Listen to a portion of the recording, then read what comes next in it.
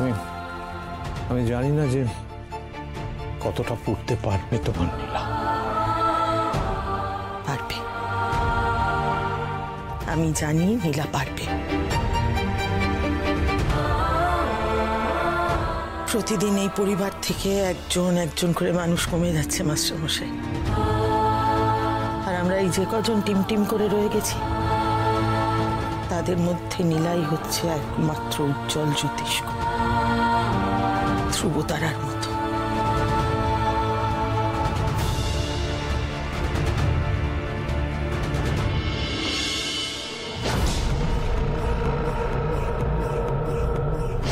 আগেরবার যে প্রমোটারকে কন্ট্যাক্ট করেছিলাম তার সঙ্গে আর যোগাযোগ করা যাবে না। আগেরবার বাড়ি দেখে নিয়ে যা যা হলো, তারপরে তো উনি আমার উপর রেগে একবারে আগুন হয়ে আছেন। আচ্ছা, আমার কাছে আরেকজন প্রমোটারের কন্ট্যাক্ট নাম্বার ছিল না, দেখি। হ্যাঁ, এই তো, একবার তাকে ফোন করলে কেমন হয়?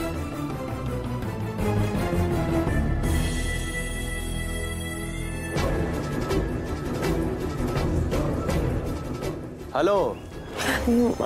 হ্যাঁ দাদা, কেমন আছেন? ভালো আছেন তো? চলে যাচ্ছে, আপনি বলুন।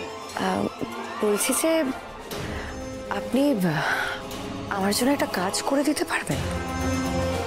আপনার কাজ? না ম্যাডাম, ক্ষমা করবেন। মানে বুঝলাম না, আমার কাজ করতে আপনার কি সমস্যা? আরে সব খবরই তো আসে ম্যাডাম। কয়েকদিন আগে আমাদেরই একজনকে বড্ড ঝুলিয়েছেন, আমাদের কাছে সব খবর আছে ম্যাডাম।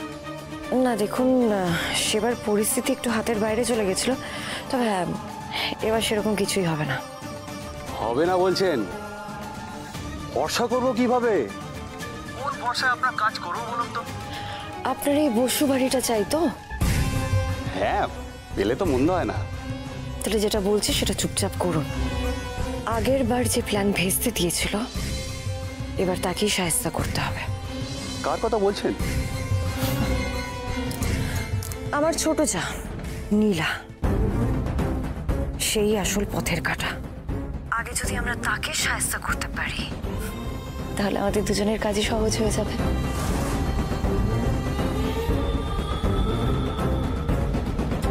কি কি হয়েছিল সবটা তো শুনলেন, এবার কি কি করতে হবে সেটা মন দিয়ে শুনুন।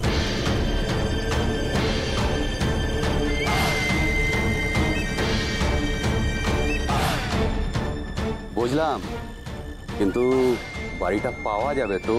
আমার কথা শুনে আপনার কি মনে হচ্ছে? চান্স তো একটা আছে বলে মনে হয়।